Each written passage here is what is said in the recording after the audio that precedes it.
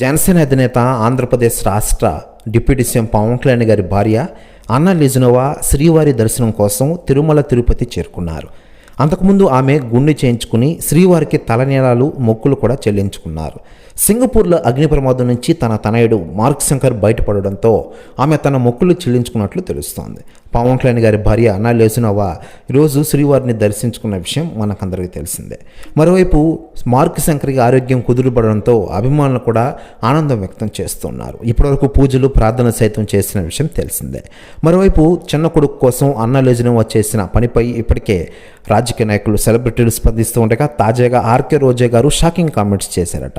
ఆమె మాట్లాడుతూ ఈరోజు పవన్ కళ్యాణ్ గారి చిన్న కుమారుడు మార్క్ శంకర్ ఆరోగ్యం బాగుండడంతో అందరూ ఆనందం వ్యక్తం చేస్తున్నారు. నేను ఆనందం వ్యక్తం చేస్తున్నాను. ఆ బిడ్డ క్షేమంగా తిరగడానికి కారణం ఆ దేవుడు తిరుమల వెంకటేశ్వర స్వామి. ఈరోజు అన్నా లెజునోవా ఆ విషయంలో తలనీలాలు సమర్పించడం నిజంగానే గ్రేట్ అంటూ సంచలన వ్యాఖ్యలు చేశారట ఆర్కే రోజా గారు. ప్రస్తుతం వ్యాఖ్యలు వైరల్ అవుతున్నాయి టోటల్ తెలుగు ఇండస్ట్రీలో.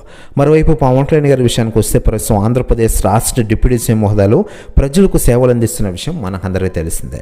పవన్ కళ్యాణ్ గారి చిన్న కుమారుడు మార్క్ శంకర్కి గత వారంలో సింగపూర్లో ఒక స్కూల్లో జరిగిన అగ్ని ప్రమాదంలో గాయాలైన విషయం తెలిసిందే. ఇక అప్పటి నుంచి అభిమానులు తీవ్ర ఆందోళన చెందారు. చాలామంది ప్రార్థనలు, పూజలు సైతం చేసిన విషయం మనకందరికీ తెలుసు.